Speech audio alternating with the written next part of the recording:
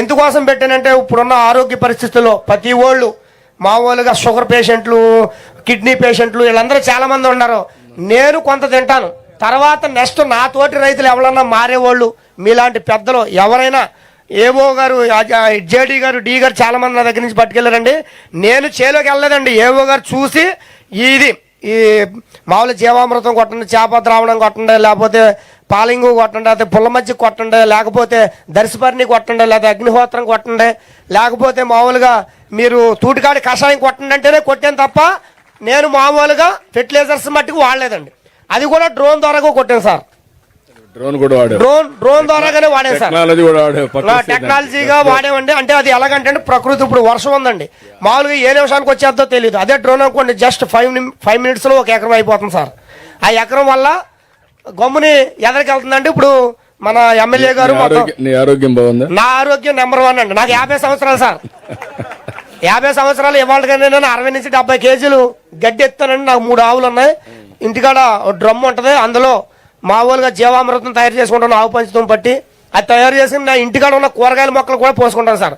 అంటే నా గురించి, నా ఆరోగ్యం, తర్వాత నాతోటి నా రైతులు ప్లస్ ఎవరైనా నాకు తెలిసిన ఆఫీసర్స్ కానీ పెద్ద పెద్ద వాళ్ళు కానీ అంటే కొంచెం జడుస్తున్నారండి. మేము చెప్పేది నాకు వచ్చేదైతే ఎదరగా పండేదైతే 40 బస్తాలు అయింది అనుకోండి, నాకు 25 బస్తాలు అవుతుంది. కానీ నేను 1776 రూపాయలకి అమ్మనండి. 2500 రూపాయలు నిరిడి కూడా ఉన్నాయండి నా దగ్గర, 3000 రూపాయలు. అలాగైతే నేను అమ్ముతానండి. నాకు ఒక గది ఉంది, ఆ గదిలో వేసేస్తున్నాను సార్.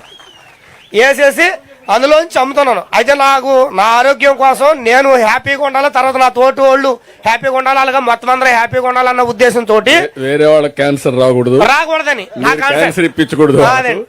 అంటే ఇప్పుడు పంజాబ్ రాష్ట్రంలో మొన్న ఎమ్మెల్యే గారు రీసెంట్ గా చెప్పారండి, పంజాబ్ రాష్ట్రంలో క్యాన్సర్ పేషెంట్లకి ట్రైన్లు వేసారంటండి తీసుకెళ్తా. మన రాష్ట్రంలో అది జరగకూడదు. అయితే రాష్ట్రం లెవెల్లోకి నేను వెళ్ళాను సార్. మీలాంటి వాళ్ళు చూడాలి, కనీసం ఊర్లో నా వార్డ్ రేంజ్ లోకి నేను చూసుకోవాలని, ఊర్లో ఇంటింటికి నా వార్డ్ రేంజ్ లో చూసుకోవాలన్న ఉద్దేశంతో నేను అలా చేశాను సార్.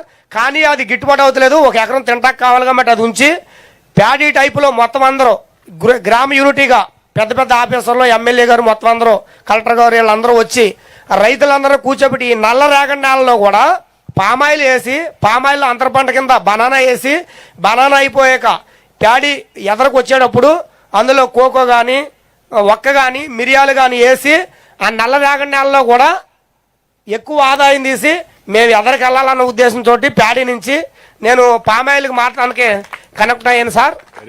నాతోటి పాటు అందరూ ఆరోగ్యంగా ఉండాలన్నది నా సంకల్పం సార్. Thank you. కోకో కూడా మంచిది ఆరోగ్యానికి. రెండోది పామాయిల్ కూడా మంచిది.